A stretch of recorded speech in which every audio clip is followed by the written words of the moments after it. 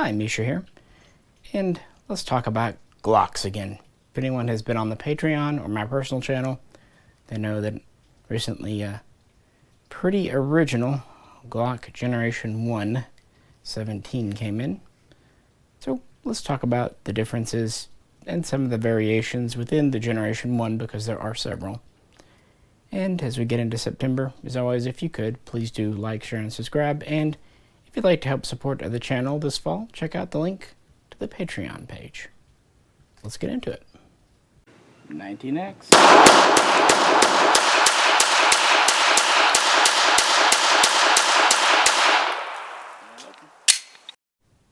Of course, you saw my 19X being fired there. And this is legitimately a gun I enjoy shooting. And it's the most modern Glock I own, although it's not the most modern out there. Quite famously, it integrates some components from the Gen 5, you might also say Gen 4, even Gen 3, and was made at least a variant of this for the M17 trials. But I really do like it, and this is a good modern example. You've got the interesting finish, you've got metal night sights, a textured grip with the thumb rest, interchangeable back strap system. This one has the extended mag. It has the larger and ambidextrous slide release, the larger reversible mag catch. Yeah, and of course it has the match barrel and accessory rail. So that's my modern gun, 9mm of course. But it all began where we began this video with the G17, Glock 17.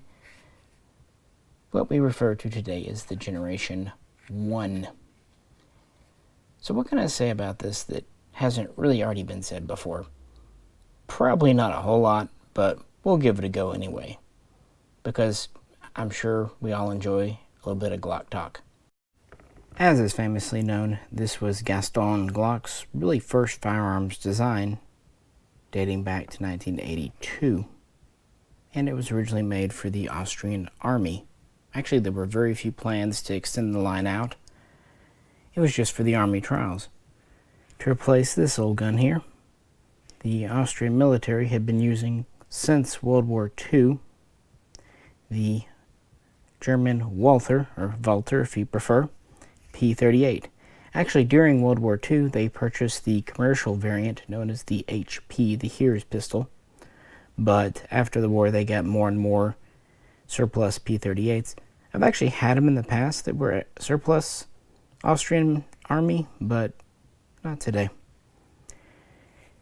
Back in the 30s and 40s, this was a very advanced gun. 8-shot, but it was double single action with a decocker, steel frame. It was cheaper to produce than the Luger, fired 9x19 Parabellum Luger. And it maintained itself through the 1950s and 60s, which is why Germany used the Pistol 1. But by the 70s, it was looking outdated, especially after Austria adopted the cutting-edge AUG, Army Universal Rifle. So, in 1980, they announced, hey, we're going to have trials for a new gun. And the regular suspects from Europe submitted, including Steyr. In fact, they were kind of the early favorite to win with their GB. But you also saw Sig Sauer, based out of West Germany, H&K, Heckler & Koch, which was an up-and-comer at the time, FN Herstal, which was a classic, and Beretta, who also was getting more and more into the international market with the 92 series. They all submitted designs for the Austrian trials. And of course, Gaston Glock blew them all out of the water. Quite famously, back in the 60s, he made curtain rods. And moving into the 70s, he got into the knife game. Here's my Glock knife, just for fun. He made some utility knives, combat knives for the Austrian, military. It's also said he made bayonets, and this can be configured to mount to the AUG, although standard Austrian military AUG did not have a bayonet lug by default. So they were mostly just combat knives. And he made a few other accessories and equipment pieces for the military.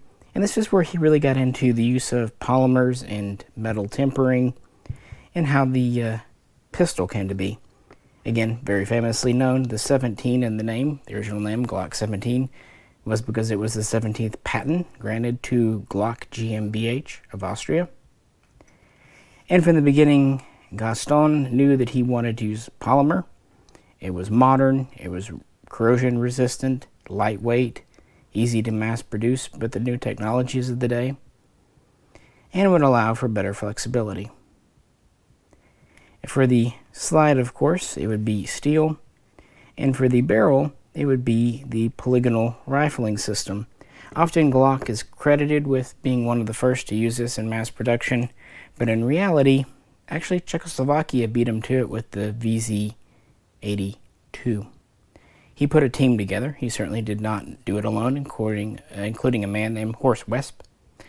And within 3 months, at least that's the way the lore goes, they had a rough working prototype, and by the end of 1982, he submitted his prototype design to the Austrian army for testing, and they would test it and eventually select it in 1984, ordering 30,000, some sources say 25,000 pistols, and it would replace the old P38/HP, receiving the designation Pistol 80, P80, because the desire for a new gun was first announced that year in 1980. And the Austrian police would also purchase some. So already, this was going above and beyond Gaston Glock's wildest dreams. He never would have imagined where it would go next. It wouldn't be long until other nations started showing interest. Sweden and Norway come to mind, both of which would adopt the Glock. Within law enforcement, especially in the USA, would become interested. By 1985-86, this was splashing magazines everywhere. And that's actually where my first encounter. By 87, maybe 88, my brother was issued one as a police officer, and so I was exposed to a Glock Generation 1. And he actually maintained that pistol. He ended up purchasing it when he moved departments. He was still an officer. Until he basically wore it out. He eventually cracked the frame after tens of thousands of rounds, and we're not even sure it was the pistol's fault, because it was a hand-loaded round at the police academy, and it could have just been a super overpressure round. Either way, he had it for over 20 years, and when he sent it back to Glock, they actually refurbished it, replaced it for him, but unfortunately it would get a later style frame at that point. They would just transport the plate with the serial number. Back then you could do that. So, yeah, it's a Glock. I think you know the manipulations of it, but again, I like to be thorough. Back in front of the camera, it's a Glock. You know, this grip, pretty straightforward, not a lot of texture, although for that day and time. The mag catch is very flush. The mags, the early styles, are quite lightweight. Built in my pocket. The slide release is again very compact too. It works like a Glock. I don't know what else to say. And the trigger, it's a Glock trigger. Yeah. Back here at the table, of course, the early mags are quite interesting. We're going to talk about those in a bit. They had very little metal in them. And this is a pretty early magazine. One reason I like this gun, including the early style base plate, 17 shots. Early on, there's basically no metal. Soon they would go to the metal feed lips up top. And really the Generation 1, even though it ran officially from 1984/85 through 1989 when the last ones were shipped out, it had a lot of running changes. And this pistol Well, it was the barrel dates it to March of 1988, so it's a relatively late Gen 1. But what's nice about it, it's correct. It doesn't seem like it has had a lot of alterations to it. So let's tear it apart and look inside. It comes apart like any other Glock. That really never has changed. Looking at the frame, of course, there's no rail on the underside. It's just smooth, long before rails were a thing. Single-sided, pretty low profile catch there. And interestingly, there's no lanyard hole in the back. For some reason, a lot of these in America from 1987 to 88 don't have those holes. It does have this half moon cutout in the front, and that is actually to give you a way to grip the front of the mag to pull it out, because the early mags, especially when they were fully loaded, were not drop free. Now, anyone who knows early Glocks knows the insides would change, and they would kind of color coat them. The very earliest ones had kind of a gold hue to the internal components, trigger bar, that kind of thing, probably from heat treat. Very soon, though, they would go to black, sometimes called gray components. And these would be upgraded in 1992 to the more standard silver components to improve reliability and safety and all that stuff. So a lot of pistols you find have had the upgrade because that's just something Glock did, and a lot of police officers, who were still the target audience in America at the time, went for.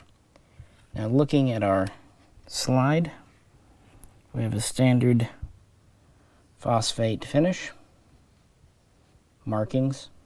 In fact, the original Generation 1 Glocks did not have this plate in the frame. That's something that had to be added for import to the US to appease the ATF. Originally, the slide was the serialized part. One major difference from the early versions to what you're probably used to. These, if I can get it out here, set this down for a sec. There we go.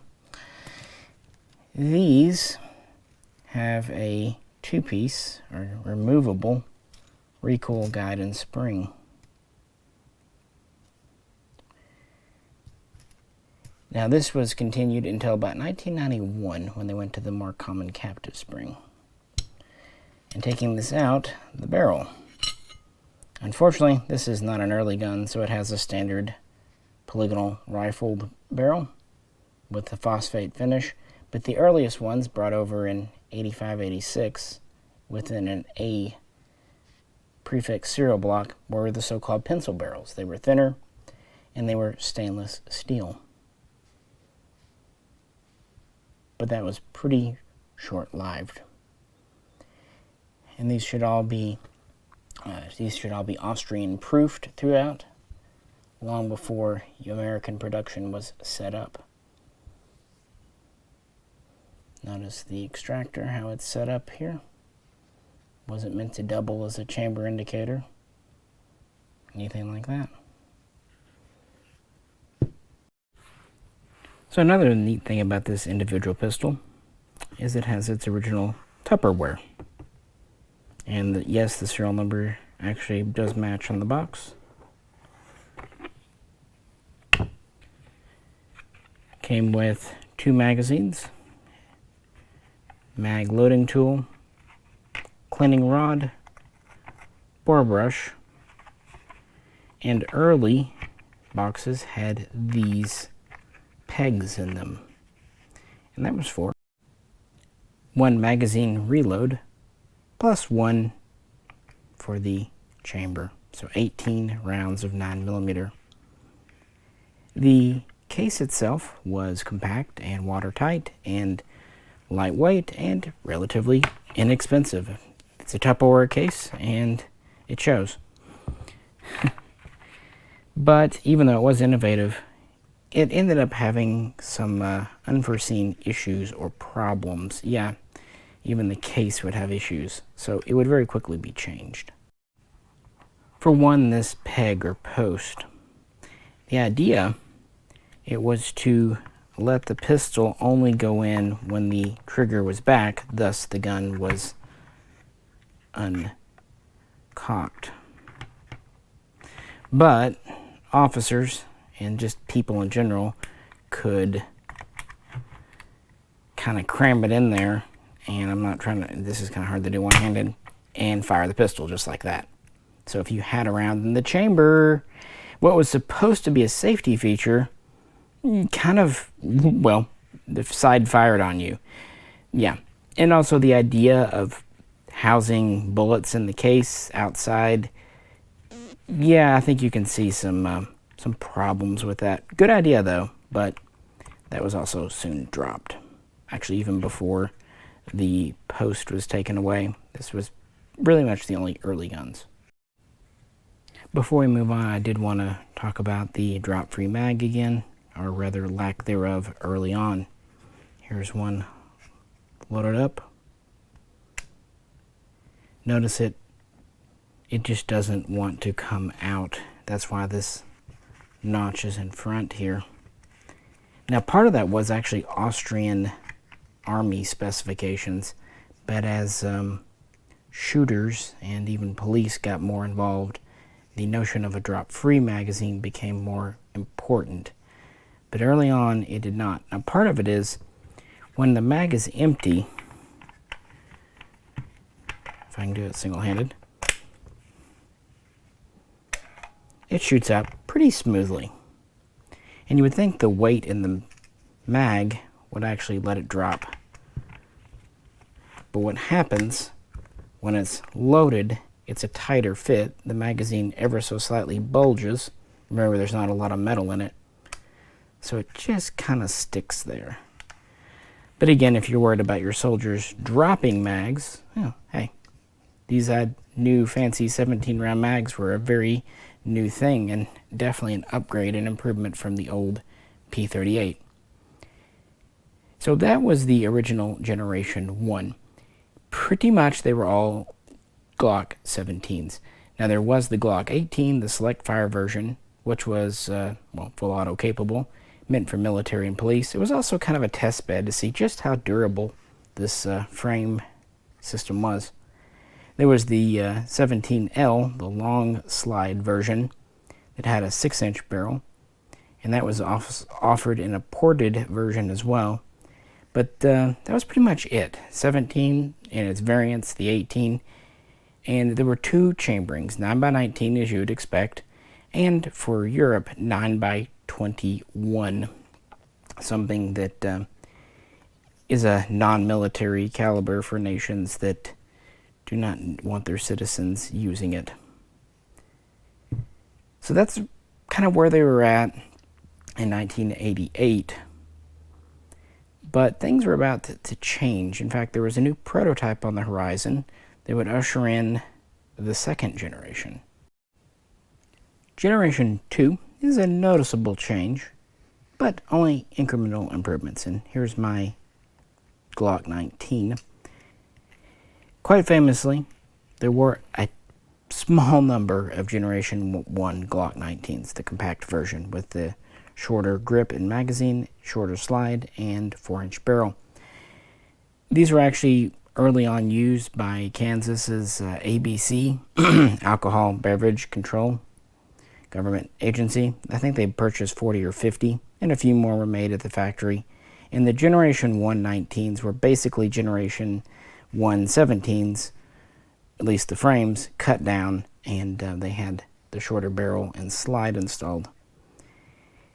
But there are very few. In fact, there are only about 24 in the world today. Half of those in private hands, half in museums. The rest were sent back to the factory when Generation 2 came out and were essentially destroyed or scrapped for parts. That's because the actual Generation 2 19s were custom built, whereas purpose built, produced, whereas the Generation 1 19s were kind of custom built, and it showed. So the grip is the most obvious difference. Looking at the back strap, it has kind of pebble, it's very smooth, kind of pebble grain on the sides and front here. Looking at the Gen 2, you have actual ribbing and checkering on the back and on the front. Still have that cutout for the mag. And the sides are almost the same, but the pattern is just a little bit different.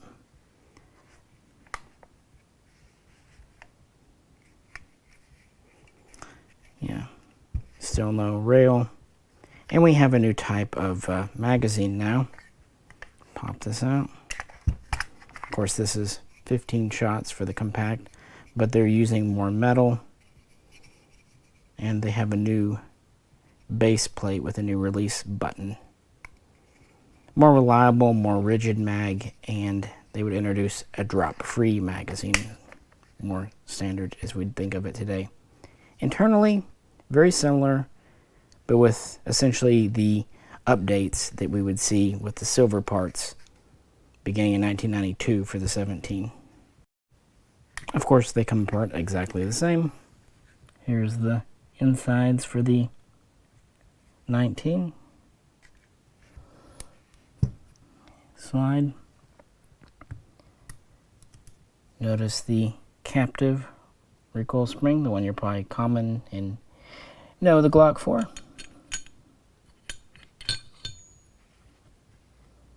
The shorter barrel, still polygonal.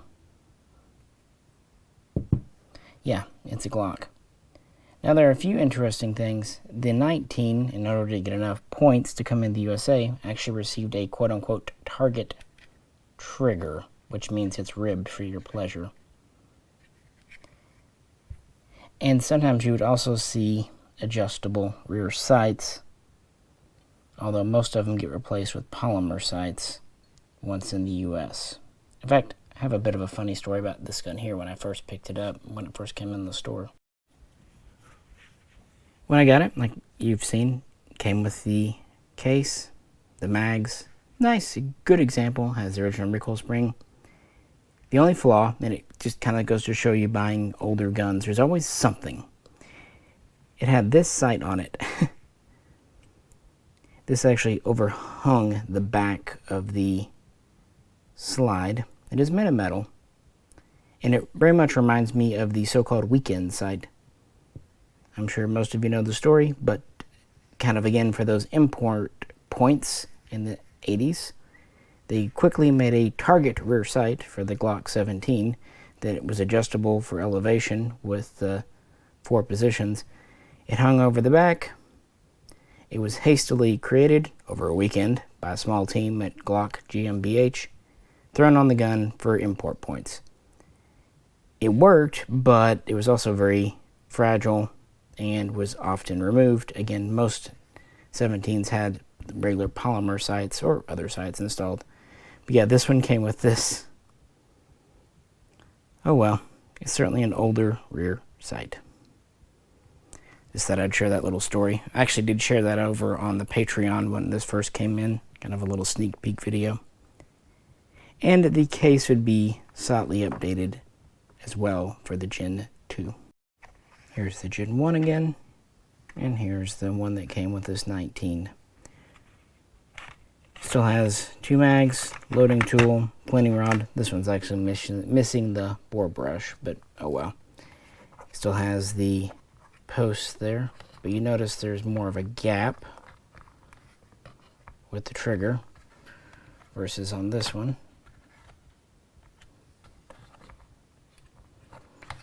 And no bullet storage, most noticeable.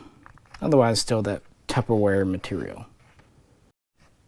Here the 19 is cocked in its case, and notice the trigger can be forward now to try to eliminate that problem. You still have a trigger with a post in front of it, but there is a stop right here to keep it being moved forward, unlike this one.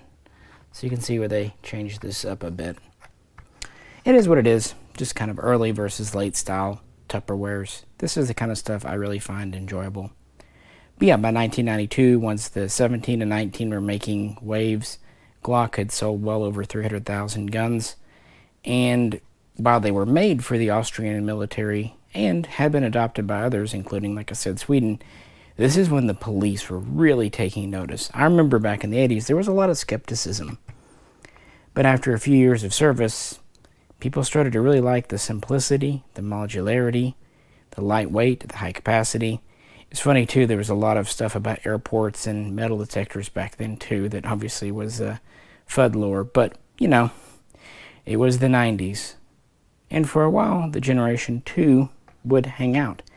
They would expand the product line, going mainly to new calibers like the 40 Smith & Wesson, 45 ACP, even 10mm, doing the compact and full size.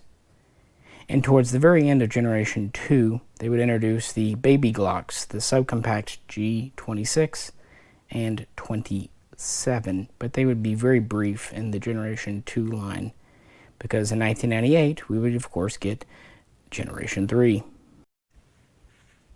So now we come to my Generation 3 Glock 34. Now this video is about the older ones, so just to put it in here. A new case was introduced, the Glock case that is still in use today, even though they keep cramming more stuff in it. Kind of wish they'd go to a bigger one. But it was probably an improvement over the Tupperware. And of course they would introduce finger grooves. They would introduce thumb rests. And by this point they're using that Tennifer style, at least some of the time, orange peel finish.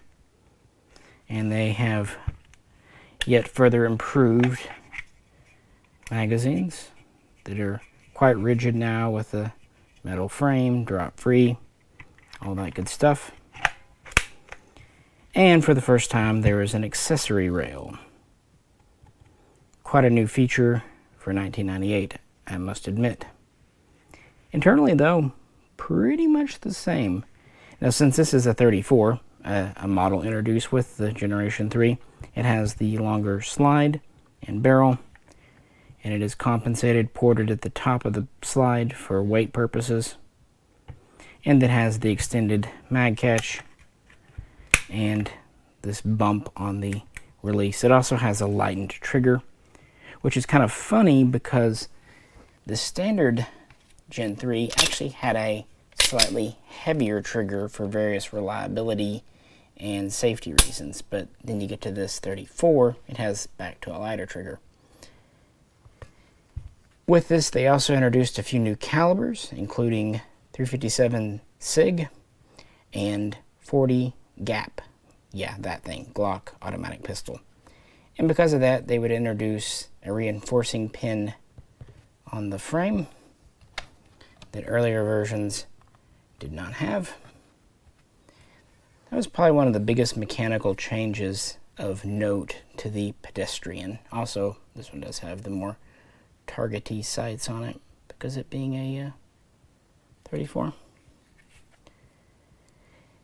And they would continue to expand the product line, getting more into sports, not just police and military use. They would do different colors and small runs. They would even introduce the rough texture, the RTF, later on in the Generation 3 run. And by this point, Glock is huge as we move into the 21st century. Like I said, this is my original gun that I bought over 20 years ago now. It's held up pretty well considering how many rounds it's been fired through it. It's a lot of fun. 19X.